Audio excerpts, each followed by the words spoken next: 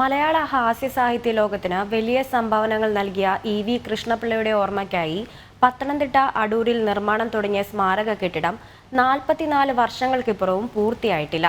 ഭാഗികമായി നിർമ്മാണം നടത്തിയ കെട്ടിടം ഇപ്പോൾ നാശോന്മുഖമായ നിലയിലാണ്. കാട് കയറിയ പരിസരം, ഏത് നിമിഷവും ഇടിഞ്ഞു പൊളിഞ്ഞു വീഴാവുന്ന കെട്ടിടം. ഇ.വി. കൃഷ്ണപിള്ളയുടെ സ്മാരക മന്ദിരമാണിത്. 1979 നിർമ്മാണം ആരംഭിച്ചു. തൊട്ടടുത്ത വർഷം തന്നെ നിർമ്മാണവും നിലച്ചു. പിന്നീട് 44 വർഷങ്ങൾക്കിപ്പുറം അവസ്ഥ ഇങ്ങനെ.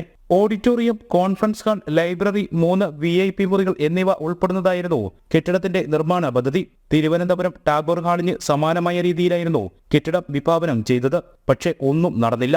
4 പതിറ്റാണ്ട് മുമ്പ് ചെയ്ത ഈ കെട്ടിടം ചുറ്റും നടന്ന് കാണുമ്പോൾ നമുക്കറിയാം, വളരെ ഭാവനയോടെ ചെയ്തിരിക്കുന്നൊരു കെട്ടിടമാണ്. വളരെ ഭാവനയോടെ. ഇന്ന് പോലും ചെയ്യുന്ന കെട്ടിടങ്ങൾ ഇത്രത്തോളം യുക്തിഭദ്രമായി ചെയ്യുമെന്ന് എനിക്ക് തോന്നുന്നില്ല. പക്ഷെ അത്ര ഭംഗിയായി കൺസ്ട്രക്ട് ചെയ്യപ്പെട്ട ഈ കെട്ടിടം ഇപ്പോൾ ഇങ്ങനെ കിടന്ന് നശിച്ചു പോകുക എന്ന് പറഞ്ഞു കഴിഞ്ഞാൽ വളരെ സങ്കടകരമാണ്.